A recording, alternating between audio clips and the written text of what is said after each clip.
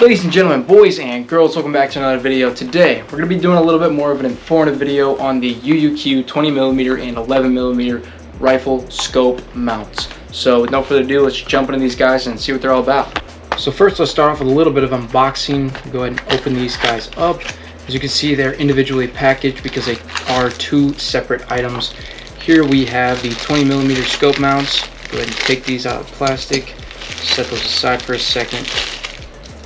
And they did come with some Allen keys, which is very nice. Go ahead and open up the 11mm now.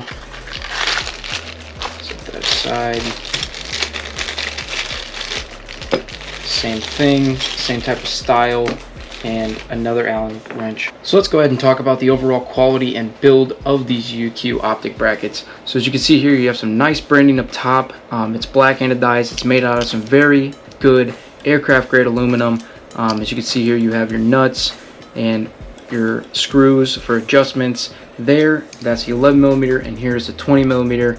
Same thing, same style, branding, black anodized, aircraft grade aluminum, but it does come with the tool-free nut for adjustments. As you can see there, I do not need to use this Allen key. For these, it does require the Allen key. So let's talk about which one you will be required to use for your particular application. So here I have a good example of an 11mm dovetail. As you can see, what we're looking at right here, this is a very narrow width. This is what you'd be mounting the 11mm to. As you can see, it's very skinny and it would sit right on top like that. 11mm is typically found on your traditional hunting style rifles, your hunting style shotguns. It's very narrow in diameter, and it's been around for a very long time, so you can expect some great durability by these guys. Now, compared to your 20mm optic sight, this is a Picatinny rail. It's 20mm in diameter. Typically it has these nice notches in it, so this is a 20mm optic bracket. As you can see here, it is a little bit larger in length, and it does have a bolt that runs straight down the center, and that is to insert into this slot like so and seat properly. So this is going to be found on more of your tactical applications, your ARs, your tactical shotguns, your subcompact weapons, stuff like that. This is a new era type deal, but it is very reliable, and very many companies have adopted this particular system. So a lot of times on your newer style weapons, you're going to see Picatinny on the top, like your precision rifles, stuff like that. The main thing that's really going to separate these two is the structural stability. So 20mm, you're going to see a little bit better improvement in the structural integrity of it due to its larger diameter. It can withstand a little bit better pressure moving back and forth continuously compared to the 11mm. Now, that is not to shy you away from the system. It is still very particularly sound. It's very sturdy as well. So they're both great options for whichever weapon that you need to apply these applications to. So with the size of these bad boys, let's see. You're looking at about just under 2 inches. It's 1 7/8 inches right there, as you can see on the 11mm. So not too tall there. And from the optic to the base, it is about 7/8 of an inch. And with 20mm bracket, we're looking at about 2 1/8 of an inch. So not too tall there either. And the base to the bottom of the scope mount is going to be about 1 1/8 inches as well. So not too large in size on either one of those. So now we can go ahead and demonstrate how these particular pieces are put onto each system. So as you can see here, this is the 11mm. It has a nice screw here with an Allen key, and we can go ahead and loosen that up, and we can place it on our rail like this, nice and neat. Get that all set into position. We can take the Allen wrench again.